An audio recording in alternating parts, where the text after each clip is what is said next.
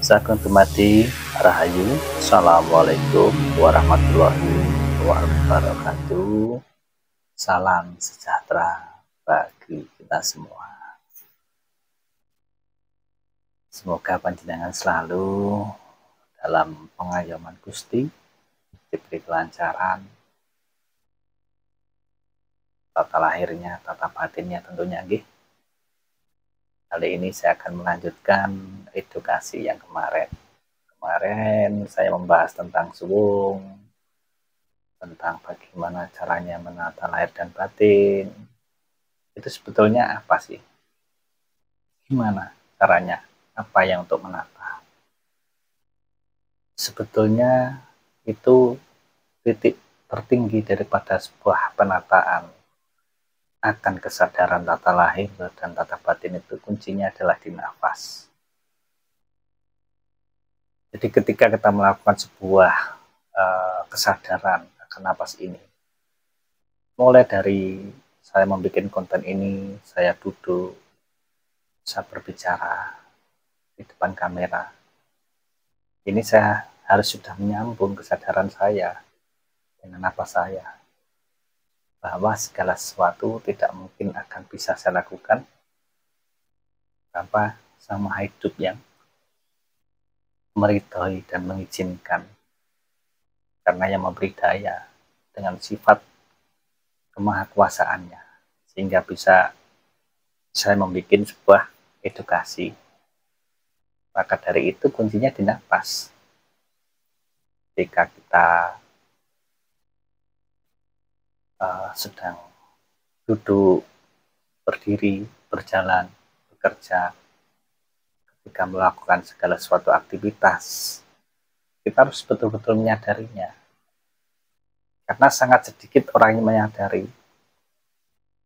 Seolah-olah kita ini sedang duduk, kita berdiri, kita berjalan, kita bekerja, kita makan, kita minum, kita tidur. Itu adalah geraknya sendiri. Kita tidak sadar akan kesifatan yang maha menggerakkan, atas sifat kuasa Tuhan. Makanya kata-kata eling dan waspada ini nggak gampang. Karena yang namanya eling itu selalu ingat, membuka kesadaran dengan napas ini akan kehadiran Tuhan. Dan selalu waspada akan gerak-gerik daripada sebuah nafsu yang ada di dalam diri kita. Karena ketika kesadaran kita sudah tidak eling pada Gusti, Sang Maha Penguasa, Sang Maha Pencipta ini, maka gerak kita akan dominan dikuasai oleh geraknya nafsu.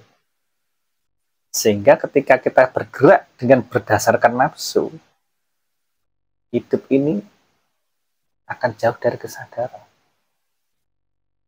Kita akan disibukkan dengan hiruk-pikuk aktivitas pergerakan yang ada di muka bumi ini dengan mengikuti hawa nafsu.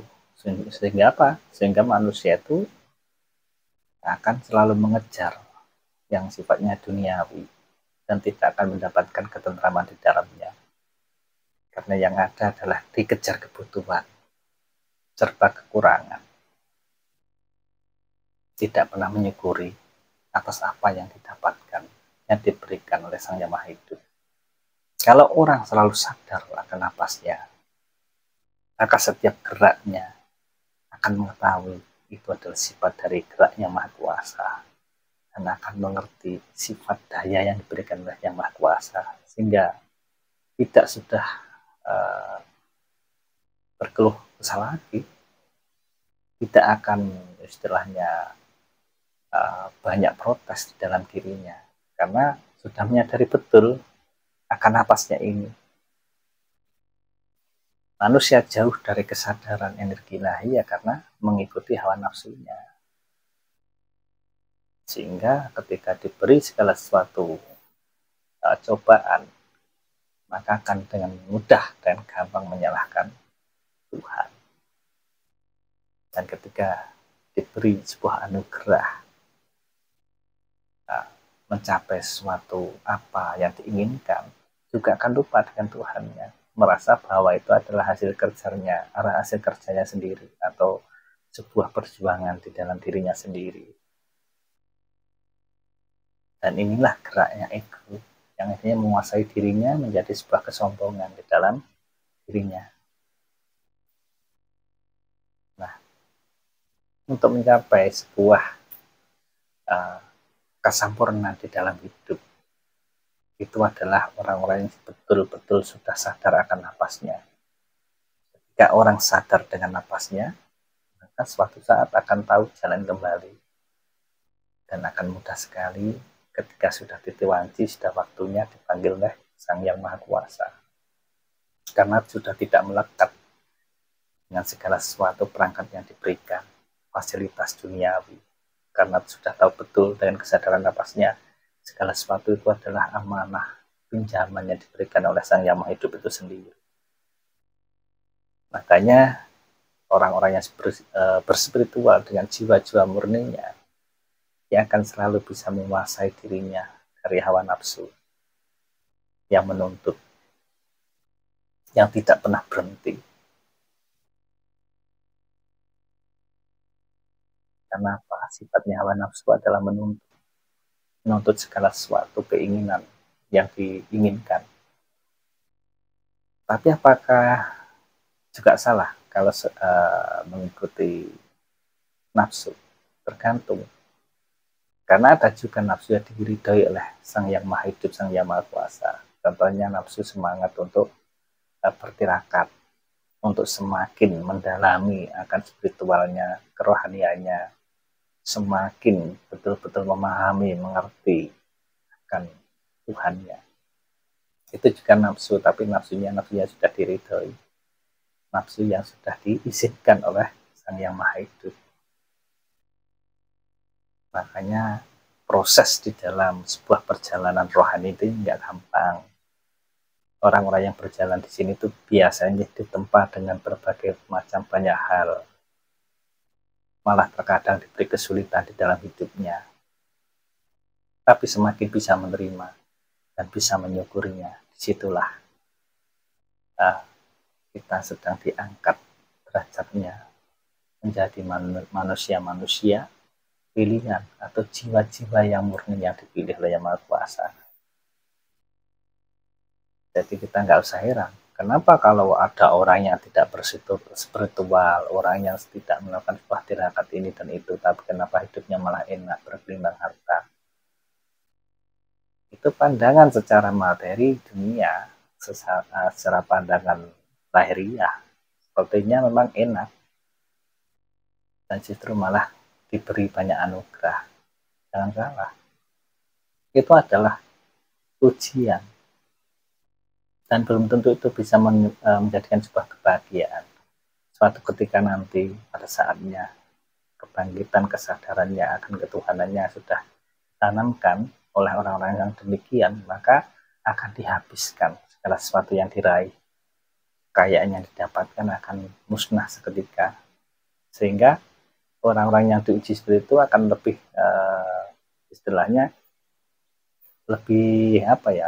lebih serius di dalam menjalankan dirinya untuk mendapatkan sebuah kesadaran dengan dihilangkan segala sesuatu, ditanggalkan jubah kebesarannya. Beruntunglah kalau kita cuma diuji sedikit demi sedikit, tapi masih tetap berjalan untuk selalu membuka kesadaran akan napas ini. Daripada kita belum tersadarkan, diberi banyak anugerah, tapi ketika kita dibuka alam kesadarannya, nanti kita akan beri ujian yang sangat besar. Kita ditanggalkan jubah kebesarannya, dihabisi kehormatannya, dihabisi harta bendanya, kan malah sulit, akan butuh proses lama. Tapi kalau bisa menerima akan segala sesuatu itu, maka orang-orang yang demikian pun akan semakin cepat untuk mendalami sebuah proses kesadaran itu tadi. Makanya beruntunglah orang-orang yang selalu menyukuri nikmat akan Tuhan, sehingga ujiannya selalu bisa mendapatkan sebuah solusi atau jawaban untuk menghadapinya. Tidak harus dihabisi kehormatannya atau ditanggalkan jubah kebesarannya. Oke. Jadi sekali lagi, ini pentingnya akan kesadaran nafas ini yang nanti akan menyelamatkan kehidupan kita kembali ke sang sejati. Ketika kita sudah jauh daripada iling dan waspada ini, nanti kita akan sulit untuk menemukan jalan kembali. Bahkan kita harus melalui proses alam-alam, berbagai macam alam. Dan untuk sampai kepada Tuhan itu butuh waktu yang sangat lama. Tidak orang yang sudah terlatih akan napasnya, akan kesadarannya. Ketika sedang melakukan apapun, ia selalu sadar dengan napasnya. Ia selalu ingat akan segala sesuatu yang dilakukan, yang diperbuat, yang dikaryakan. Itu adalah gerak dari Sang Yang Maha Kuasa itu tadi, atas kesifatan dayanya itu tadi.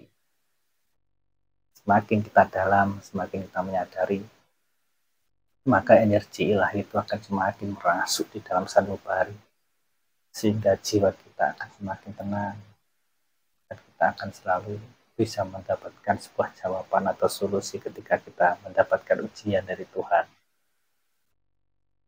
Karena Tuhan menguji dengan berbagai macam cara. Terkadang orang yang belum tersadarkan akan rohaninya malah dicukupi, bahkan dilebihkan di materinya. Itu juga untuk penguji, dan pada saatnya nanti juga akan dibuka kesadarannya untuk kembali ingat pada Tuhannya. Tapi caranya sangat menyakitkan. Hanya beruntunglah bagi kita yang sudah mulai belajar akan kesadaran ini, sehingga kita bisa menikmati sesuatu apapun yang terjadi dengan selalu menyukuri.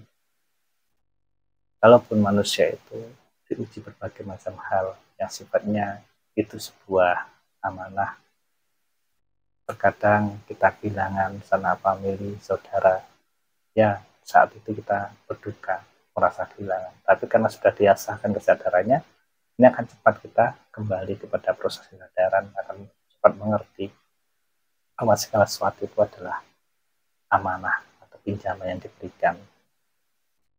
Tapi beda kalau kita belum melatih kesadaran akan nafas ini, yang kita diuji akan sesuatu, misalnya kita kehilangan sesuatu yang kita sayangi, kita cintai, itu akan menyebabkan diri kita itu semakin berat menerimanya dan tidak bisa menerimanya, bahkan malah semakin berat untuk melupakan ujian itu.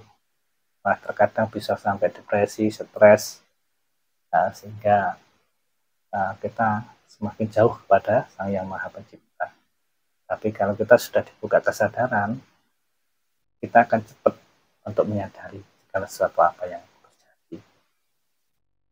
Nah, makanya di kesempatan kali ini saya menekankan sekali lagi pentingnya kita selalu menyadari akan nafas ini, karena ini adalah jalan keabadian.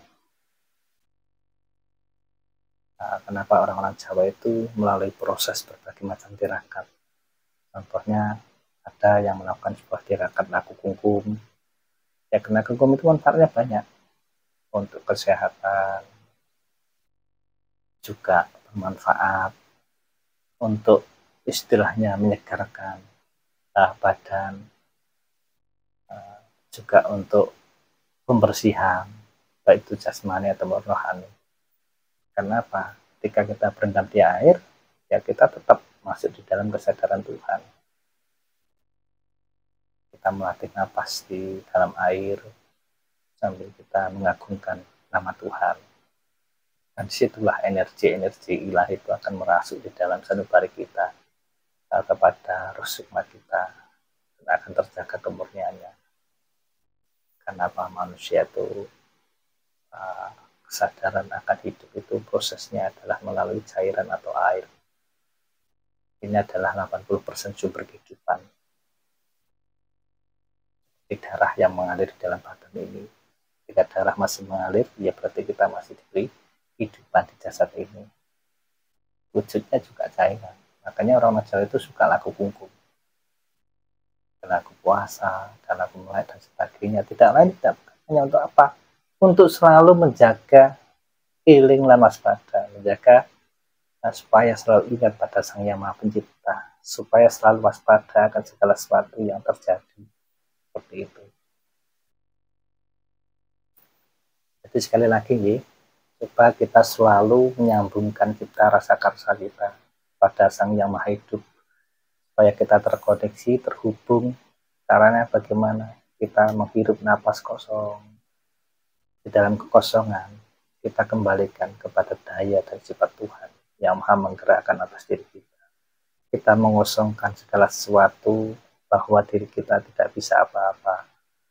Karena segala sesuatu yang memberi daya adalah Tuhan itu sendiri atas sifat kuasanya, yang memberi daya kekuatannya, sehingga kita bisa melakukan aktivitas, kita bisa melakukan segala sesuatu. Itu karena apa ya? Karena energinya, daya, kesifatan yang diberikan kepada kita. Makanya dengan selalu menarik napas akan sadar Tuhan ini luar biasa.